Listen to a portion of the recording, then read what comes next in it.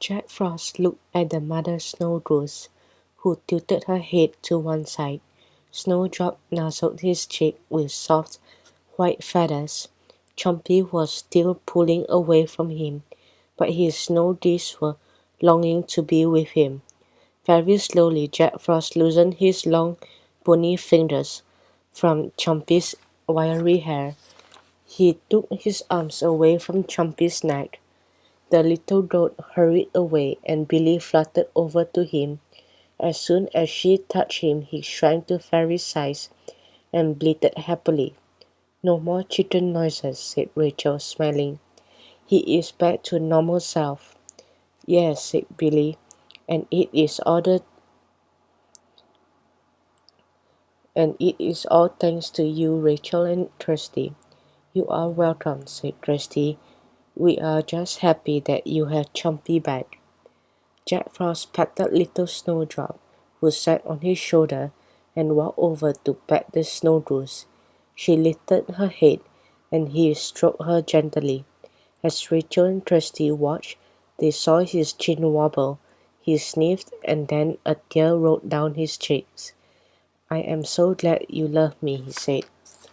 "Because I—" The fairy stared at the Ice Lord as he stammered. "He is really not used to saying these words," said Kirsty. Jack took a deep breath. "I love you, too," he said. Rachel and Kirsty shared a smile. "It is good to hear Jack Frost talking about happy feelings for a change," said Rachel. "It is truly happy ending," said Rachel, "all except for the mess that Chompy and Jack Frost made on the farm. How are we going to explain it?" "You will not have to," said Billie, tucking Chompy under her arm. "Follow me." They all fluttered over Greenfield's farm, and Billie waved her wand, sprinkling fairy dust across the farm. When it landed, the broken signs were instantly fixed, and the torn banners were repaired in a flash. The hay bales rolled back into position, and all the stray pieces of straw were swept up. "Are you going to take Chompy back to Fairyland now?" Rachel asked. "Yes," said Billie. "Chompy and the rest of the magical baby animals are best looked after by Farmer Francis at Fluttering Fairyland Farm." "It is such a lovely place," said Kirsty. "I hope we can see it again someday." "How about today?" Billie asked with a smile. "Would you like to come for another visit right now?" "Yes, please," Rachel and Kirsty said together. The three fairies flew down to where Jack Frost was still cuddling his Snowdies. "You should come to Fluttering Fairyland Farm too," Billie said to Jack Frost.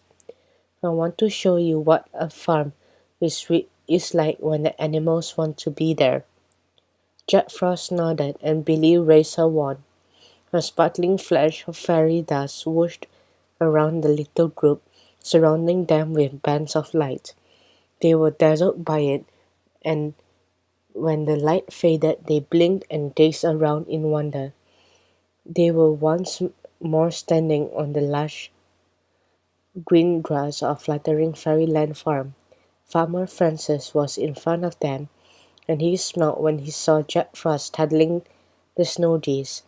"I see that Billie, Rachel, and Kirsty have shown you that the pets you already have are special," said Francis. Jack Frost had a real smile on his face, and everyone could see that for once. He was feeling truly happy. "Your animals are nice," Jack Frost said to Billie, "but my Snowdies are the best." "That is exactly how you should feel about your own pet," said Billie, "and I am glad you like ours too. But please don't take them away from us again. You can visit the animals at the farm whenever you want," said Farmer Francis. "I would like that," said Jack Frost, "but right now I am going to take my Snowdies back home to the ice castle." The mother Snowdrop snuggled into him, and he stroked her feathers. He darted a suspicious look around for a moment, and then lowered his voice. I am so sorry that I wasn't kind enough to you both, he whispered. I want to make it up to you with lots of love and cuddling. The snow geese honked happily and Jack Frost looked around again. Why is he looking so worried? Asked Trusty. I think he is checking that there are no goblins around, said Rachel, laughing. He would not want them to hear him being so nice. Farmer Francis turned to her and smiled.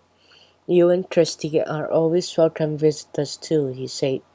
There are 4 animals here who will always be grateful to you. He stepped aside and the girls saw the other 3 farm animal fairies, together with their magical baby animals. The fairies flew over to hug Rachel and Trusty, and the animals gathered in too, all happily back to their normal selves. Thank you again for everything, said Billie. We would not be here without you. Rachel and Kirsty gave each of the magical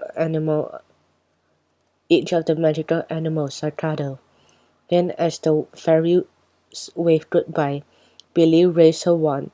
In a blink, the girls found themselves standing beside the dog pen. They were back on Greenfield's farm.